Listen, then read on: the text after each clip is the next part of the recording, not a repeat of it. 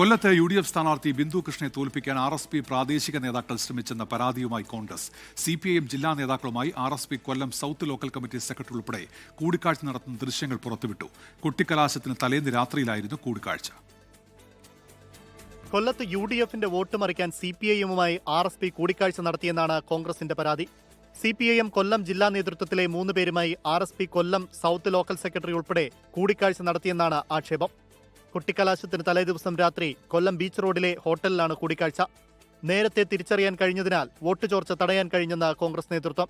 RSPക്ക് അകത്തുപെട്ട 3-4 പേര് അല്ലെങ്കിൽ 5-6 പേരാണ് ഇത്തരത്തിലൊരു ഡീല് CPIMുമായിട്ട് നടത്തിയത്. അതിന് ഇത്തരത്തിലൊരു ഡീൽ ഉണ്ടാകും എന്ന് നേരത്തെ തന്നെ സംശയമുള്ളതുകൊണ്ട് വ്യക്തമായ നിലയിൽ ചില ആളുകളെ നമ്മൾ ഇതിൻ്റെ സ്പൈ വർക്കിനായിട്ട് തന്നെ ഈ പറഞ്ഞ ആളുകളുടെ പിന്നാലെ ഉണ്ടായിരുന്നു. അതുകൊണ്ടാണ് നമുക്കിത് കൃത്യമായിട്ട് ഈ സംഭവിച്ച ദിവസം തന്നെ ഇത് കണ്ടുപിടിക്കാൻ കഴിഞ്ഞത്. തെരഞ്ഞെടുപ്പിൽ സ്ഥാനാർത്ഥിയുടെ ജോലി വോട്ട് തേടുക മാത്രമാണെന്നും അത് താൻ ചെയ്തെന്നും ബിന്ദു കൃഷ്ണ. ഈ തെരഞ്ഞെടുപ്പിൽ സ്ഥാനാർത്ഥിയുടെ ജോലി വോട്ട് ചോദിക്കുക, വോട്ട് പിടിക്കുക, ഞാൻ അത് ചെയ്തു. ബാക്കി കാര്യങ്ങളൊക്കെ പാർട്ടി. RSPയുടെ തൊഴിലാളി സംഘടന UTUCയുടെ ജില്ലാ നേതാവിന്റെ നിർദ്ദേശപ്രകാരമാണ് RSP പ്രാദേശിക നേതാക്കൾ CPIMുമായി കൂടിക്കാഴ്ച നടത്തിയെന്ന സംശയവും കോൺഗ്രസ് ഉയർത്തുന്നു. 24 കൊല്ലം.